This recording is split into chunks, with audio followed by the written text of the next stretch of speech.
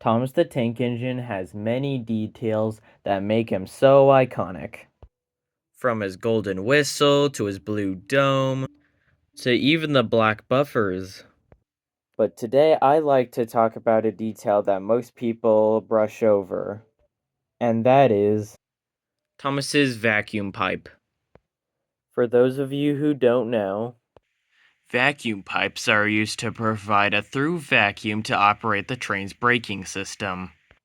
They were most common on steam locomotives and can be located at the front and back buffer beam.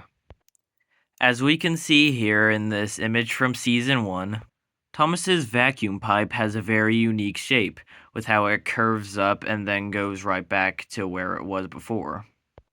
However, in Season 2 onwards, he has this vacuum pipe. As you can see, it curves up and then goes straight down onto the running board.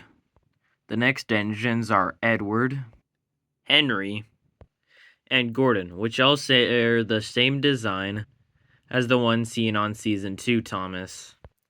For some reason, James's vacuum pipe does not go down onto the running board, but instead, it just goes back down onto the buffer beam. Interestingly, in Season 3, they changed James's vacuum pipe. However, instead of just doing the normal design, it now goes under him for some reason. And yet Percy's vacuum pipe is still normal like everybody else's. What is with James and vacuum pipes? Toby does not have a vacuum pipe for obvious reasons. But for some reason, Duck does not have a vacuum pipe for some reason. Or at least one that I can see anyways. Quick side note before we move on.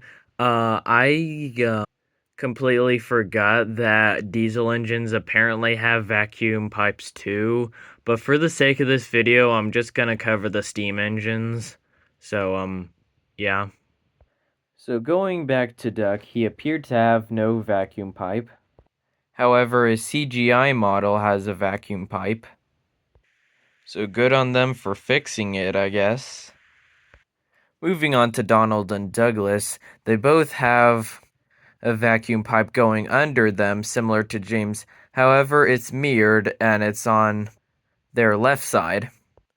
However, at some point they gain normal vacuum pipes like everybody else, and it's on their left side now. Oliver has a somewhat normal vacuum pipe, however it's missing the dip down onto the running board.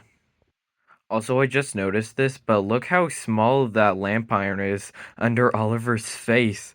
I never noticed this before. Emily had no vacuum pipe, as well as no lamp irons for some reason. I know this video is about vacuum pipes, but I can't help but notice the lamp irons because they're just right there. This carried over to her CGI model. However, eventually Emily did receive her vacuum pipe and lamp irons.